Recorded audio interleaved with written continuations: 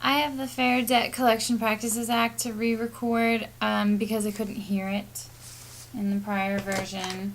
On paper, page 146 of the old text, the Fair Debt Collection Practices Act was enacted in 1977 in response to consumer group complaints that some debt collectors were harassing debtors to collect consumer debts. The act is designed to eliminate abusive, deceptive, and unfair practices in debt collection without putting reputable debt collectors at an unfair disadvantage. The Federal Trade Commission had the authority to administer and enforce the act from the time of its inception until 2011, when the administration authority was transferred to the Consumer Financial Protection Bureau. The CFPB shares enforcement authority with the FTC as well as other federal banking agencies. The CFPB has the ability to issue regulations to implement the FDCPA and has proposed regulations to govern larger non-bank participants. Currently, there are no regulations that implement the law for insured financial institutions. The coverage is involving consumer debt. This regulation applies only to the collection of obligations incurred by consumers for personal, family, or household purposes. It also involves debt collectors, which are any person in one of the following categories: principal business, a person operating a business whose principal purpose is to collect debts, who is the definition of principal business, and regularly collects debts, defined as a person who regularly collects or attempts to collect debts owed to another. This includes outside counsel who collects debts on behalf of a financial institution. And C, collects debts under a third-party name, a creditor who collects its own debts using a name other than its own, giving the impression that a third party is collecting it. Exclusions involve excluded from the Fair Debt Collection Practices Act is creditors collecting their own debts in their own names, and a person collecting for the debt of another, both of whom are related by common ownership or affiliation. If the person only collects for related entities and its principal business is not debt collection. Also excluded is persons serving legal process in connection with judicial enforcement of any debt, and a person collecting a debt for another person if the activity is incidental to a bona fide fiduciary obligation, concerns a debt originated by such person, concerns a debt which was not in default at the time it was obtained by such person, or concerns a debt obtained as a secured party in a commercial credit transaction involving creditor. Requirements on the Fair Debt Collection Practices Act involve communication, debt collectors acquiring location information from a third party.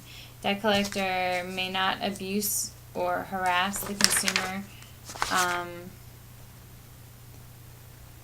in the following ways. The debt collector may not use any unfair or unconscionable practice. And the remainder of the summary within the reference guide to regulatory compliance involves unfair practices and defining them before going into enforcement.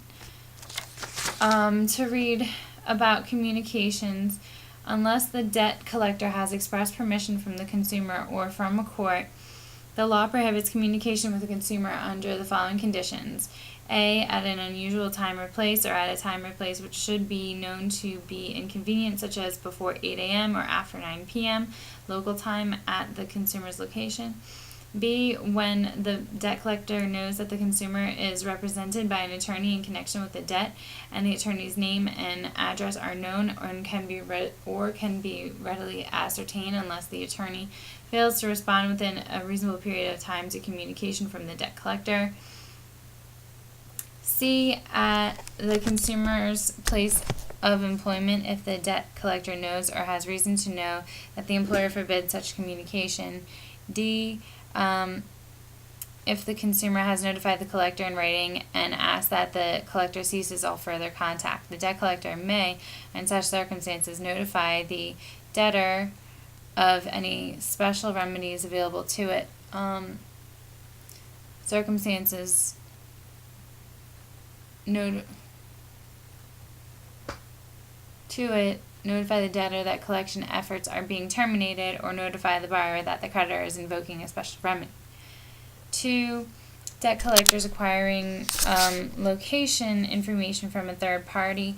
A, must identify themselves and, if expressly asked, must identify their employer. B, must state that the call is to confirm or correct location information. C, may not state that the consumer owes a debt. D, once location information is received, may not communicate with the third party again unless the person asks the debt collector to, or the debt collector reasonably believes the earlier response was erroneous or incomplete and that person now has correct or complete location information. E, may not communicate by postcard or indicate in a letter envelope that the debt collector is in the debt collection business or that the communication relates to the collection of a debt. F, may not communicate with third parties once the collector knows that the consumer is represented by an attorney and knows or can be readily ascertained the attorney's name and address unless the attorney fails to respond within a reasonable period of time to communication from the debt collector. G, except for communication relating to the consumer's location, the collector must obtain permission from the consumer or the express permission of a court or as reasonably necessary to effectuate a post-judgment remedy before communicating with a third party about the debt. 3. Debt collector may not abuse or harass the consumer by using or threatening to use violence or to harm the physical person, reputation, or property of any person when collecting a debt. B. Using obscene, profane, or abusive language when communicating with anyone. Or C. Publishing a list of consumers who allegedly refuse to pay debts.